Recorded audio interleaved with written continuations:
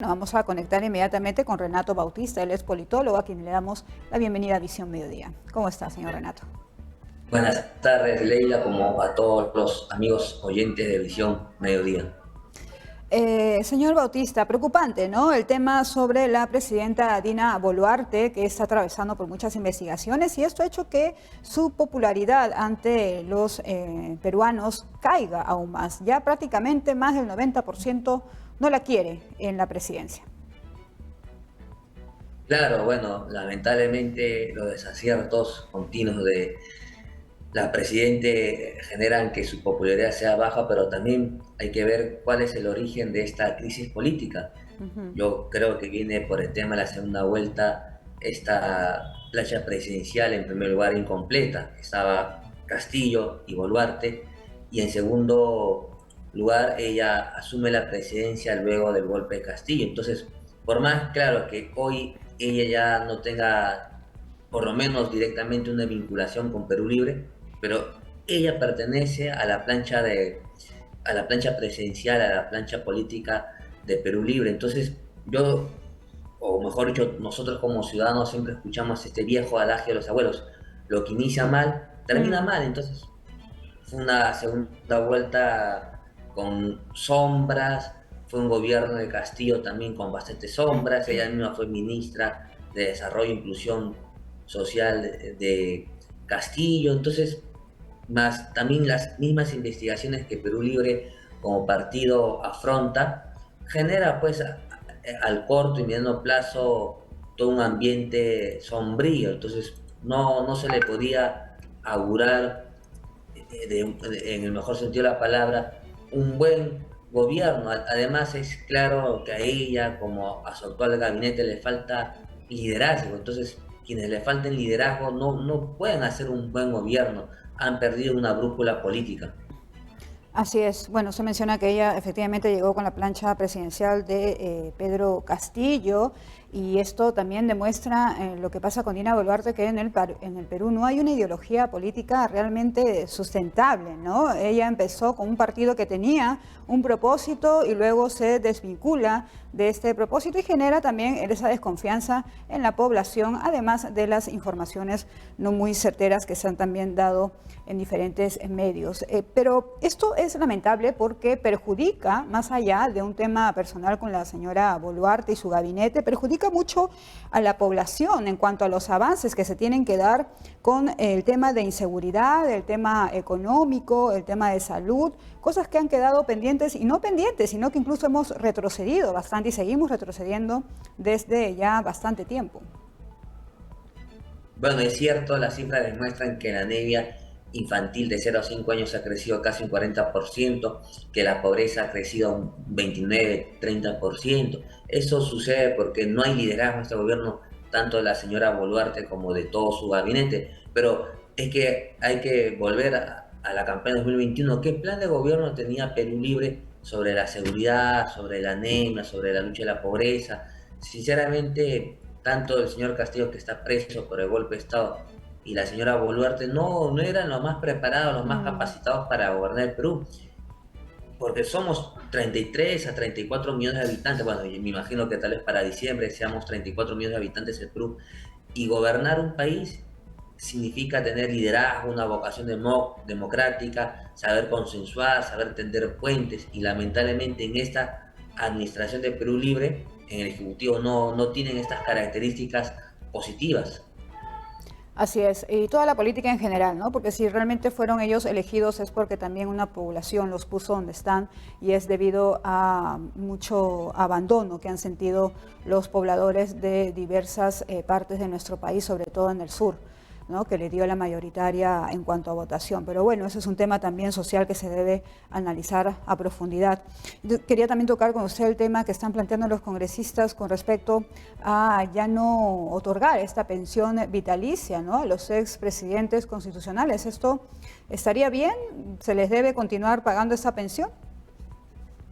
Bueno, en la nota de ustedes mencionan que este es un proyecto de ley de la bancada de Perú Libre, y Mm. sinceramente parece un tufillo de venganza, porque el expresidente Fujimori, que ya ha sido Mm. liberado, él ha solicitado por escrito este pedido, pero hay que ver históricamente que en toda la República del Perú, que ya son 200 años, siempre ha habido pensión para los expresidentes Claro. elegidos de manera constitucional. Bueno, todos sabemos que Fujimori genera polémica y tampoco no es el espacio para reflexionar en voz alta sobre esa polémica, pero lo cierto es que Fujimori fue presidente electo, sobre todo en la elección de 1990, que considero que no se puede cuestionar, a diferencia de la de 2000, que sí hubo un tufillo de ilegalidades, irregularidades.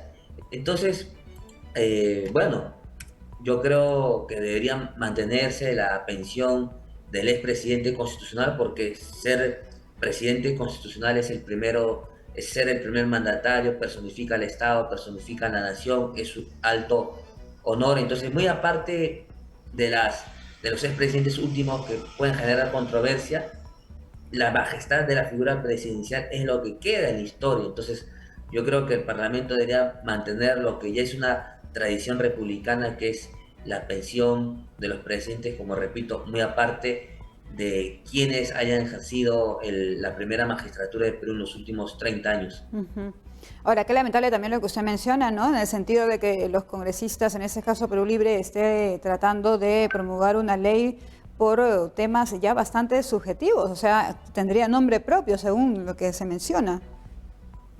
Claro, es que esa es la impresión que ellos dan. Mm, Fujimori, como es presidente, hace su escrito, pide su pensión, y la banca de Perú Libre, los 13, 14 congresistas se organizan para presentar este proyecto de ley, y como ellos están en la vicepresidencia del Parlamento, de seguro tratarán hasta antes que acabe este periodo legislativo, el 27 de julio, de ponerlo en comisión, que en comisión lo aprueben y pase al Pleno, aunque yo lo veo difícil, porque mm. los fujimoristas que han sido gobierno tienen su bancada, que es la primera minoría. Bueno, me imagino que los de Perú Libre pensarán también en Castillo, que ha sido su presidente. Entonces hay una conjunción de fuerzas que yo sinceramente no le pronostico un buen futuro. Incluso Castillo ha pedido también que se le Claro, dé Castillo esa ha pedido su pensión que ha sido pensión. negada debido a los cargos que se le están imputando, ¿no? Claro, porque los expresidentes que están presos no pueden ejercer su pensión. Lo mismo pasó con Fujimori. Y eso Ujú. también es, recordando la historia republicana, es una de las mal llamadas ley con nombre propio, porque cuando Fujimori era el gobernante, da una ley que los presidentes, tanto sentenciados como los que estaban con procesos judiciales, no podían recibir pensión, y eso lo hizo en alusión a Alan García, que estaba asilado en Francia. Entonces, la historia da vueltas en el Mm, sentido de que Fujimori también estuvo, bueno, Fujimori estuvo preso, pidió esa pensión que no le dieron los 17, 18 años que estuvo preso, y ahora que está libre lo solicita. Y bueno, el mismo Castillo, que por el golpe de Estado de diciembre de 2022 ahora está preso, también lo pide. Por eso a veces la política es así irónica, en el mm. sentido de que el presidente de turno quiere afectar a un rival, un adversario, pero pasan 10, 15, 20 años y esa ley te afecta a ti mismo. Ujú. Eso precisamente, ¿no? Parece que las autoridades trataran de impulsar leyes que, digamos, las hacen en función de las circunstancias. Por ejemplo, el Congreso también está pidiendo que los alcaldes y gobernadores regionales puedan ser reelegidos inmediatamente, cuando el anterior Congreso pues había promulgado de que no podía ser así. Bueno, hablando de historia republicana, de las tradiciones de nuestro país como república, es que existían la reelección indefinida de los alcaldes, y ya en el 2002, cuando se implementa los gobiernos regionales con Toledo, también había una reelección indefinida. Este proyecto de ley, porque todavía no es ley, porque como es modificatoria constitucional, tiene que pasar por otra Ujú. sesión ordinaria, que sería luego del 27 de julio. Si lo aprobara, permite una reelección por un periodo, y también yo creo que hay bastante inestabilidad, porque hay alcaldes, claro, yo no niego que haya gobernadores y alcaldes corruptos, sinvergüenza, ladinos, que han acabado presos, como Cerrón, el líder de Perú Libre, entre otros.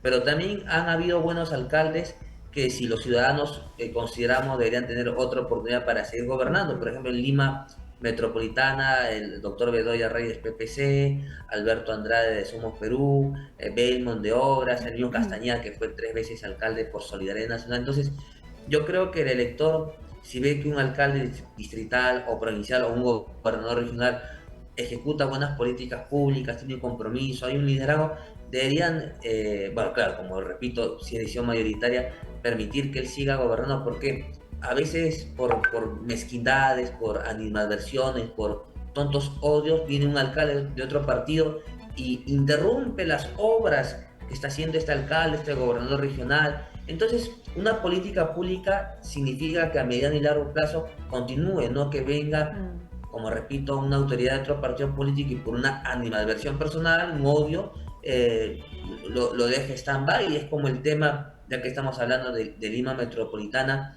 que en la penúltima gestión del alcalde Castañeda, que ya está fallecido, se inició la obra de este túnel en el Cerro San Cristóbal, que une Rima con Sajón del Lurigancho, el túnel Santa Rosa, si no me equivoco, y Villarán, cuando asumió en enero de 2011, canceló esa obra, y ya Castañeda en su tercer y último mandato lo continuó, y sabemos como ciudadanos de Lima Metropolitana que ese túnel ha liberado bastante la antigua congestión, bueno, que sigue siendo congestión lamentablemente en Hacho para entrar a San Juan del Lurigancho. Entonces, imaginemos, hagamos una gimnasia mental de que ese túnel nunca hubiera sido construido. De seguro 7, 8 de la noche sería peor la hora punta del tráfico para dirigirse de Hachos y de Rímac hacia San Juan del Lurigancho. Entonces, así hay una infinidad de casos que alcaldes de otras tendencias políticas, como repito, por animadversión, detienen las obras. Entonces, hay que permitir que los electores, en sabiduría, en una reflexión